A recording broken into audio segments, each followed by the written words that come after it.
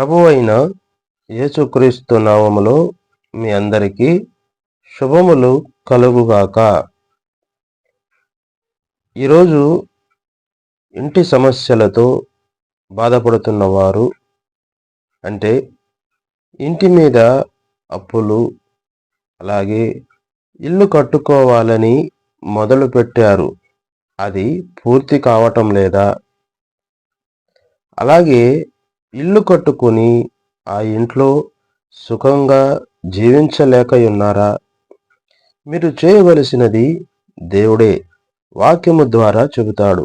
పూర్తిగా వాక్యము వినండి, అలాగే చివరి ప్రార్థనలో ఏకీభవించండి, మీకు మేలు కలుగుతుంది. ఆమేన్.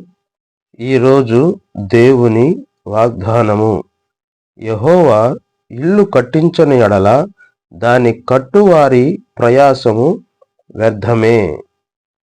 కీర్తనల గ్రంథము 127వ కీర్తన 1వ వచనం.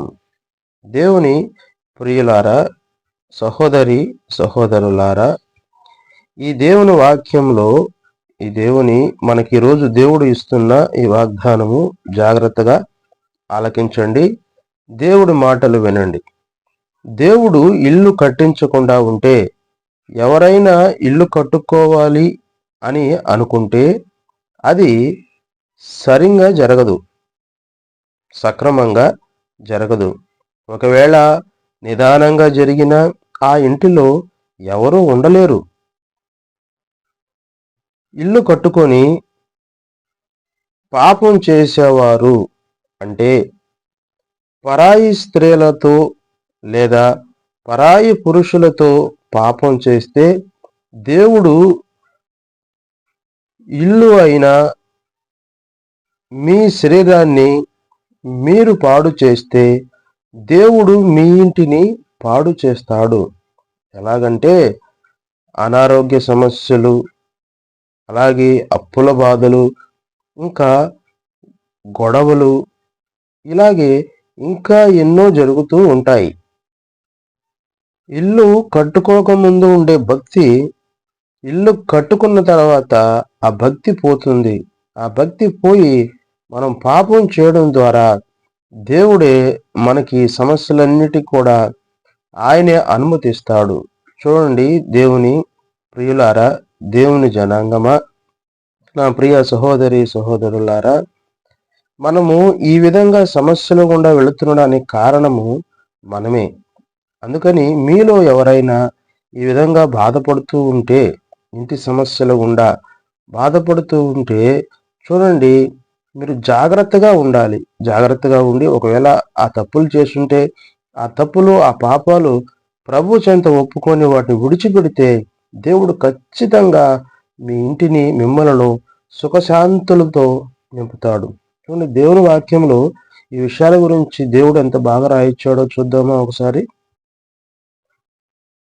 కొరింథీయులకు రాసిన మొదటి పత్రిక 6వ అధ్యాయము 18వ వాక్యము ఈ విధంగా ఉంది: జారత్వమునకు దూరముగా పారిపోవుడి, మనుష్యుడు చేయు ప్రతి పాపమును దేహమునకు వెలుపల ఉన్నది గాని, జారత్వము చేయువాడు తన సొంత శరీరమునకు హానికరముగా పాపము చేయుచున్నాడు.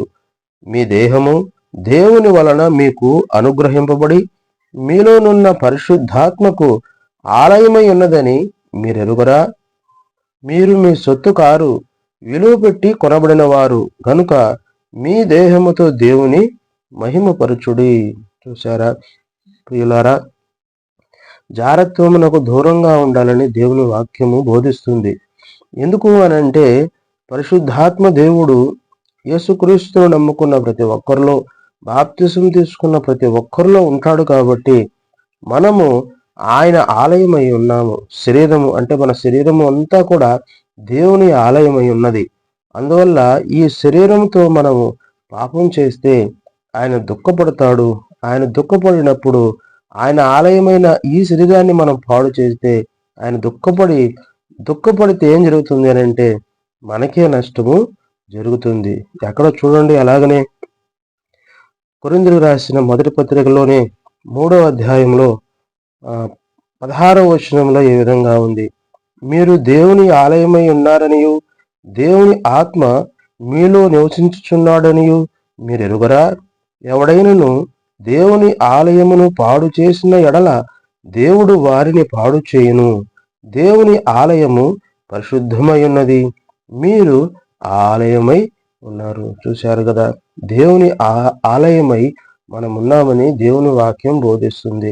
ఆయన ఆలయమైన ఈ శరీరాన్ని మనం పాడు చేస్తే మనం సుఖంగా జీవించాలి, మనము మంచిగా ఉండాలి అని మనం ఇల్లు కట్టుకుంటే ఆ ఇంట్లో మనం ఎలాగ ఉండగలుగుతాం? దేవుని ఆలయమైన మన శరీరాన్ని మనం బాగుగా పెట్టుకున్నప్పుడు దేవుడు మనకిచ్చిన ఆలయాన్ని కూడా, అంటే మనం ఉంటున్న ఆ ఇంటిని కూడా దేవుడు ఎంతో సుఖంగా మనం వర్ధిల్లులాగున అన్ని విషయాలలో, ఆర్థికంగా కావచ్చు, అన్ని విషయాల్లో మనం సుఖంగా మనం కట్టుకొని ఇంట్లో ఉండగలుగుతాం. అంటే మనం అలాగుండాలా, సుఖంగా సంతోషంగా ఉండాలి అని అంటే దేవుడే ఆ ఇల్లు కట్టించాలి.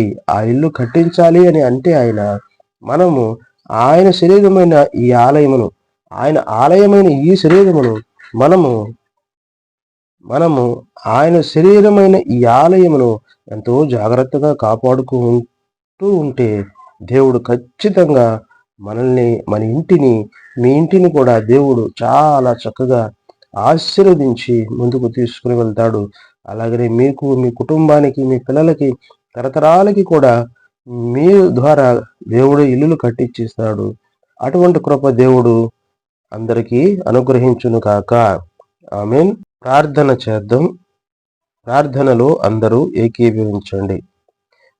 మమ్మల్ని మిక్కిలిగా ప్రేమించిన మా ప్రియ పరలోకపు తండ్రి, మహోన్నతుడైన దేవ, పరిశుద్ధుడైన దేవ, ఇదిగో నీ వాక్యములో నాయన, యెహోవా ఇల్లు కట్టించని ఎడల దాని కట్టువారి ప్రయాసం వ్యర్థమే అని రాయించిన దేవుడు అయ్యా. నీవే ఇల్లు కట్టించాలి, కానీ మాకై మేము ఇల్లు కట్టుకోవాలని అనుకున్నా అది సక్రమంగా జరగదని, అలాగనే ఒకవేళ మేము దాన్ని కట్టుకున్నా దాంట్లో సుఖశాంతులతో వర్ధిల్లాలి అని అంటే ఏ విధంగా మేము ఉండాలో ఆ విషయాలన్నీ మాకు తెలియజేసినందుకు నీకు స్తోత్రాలు.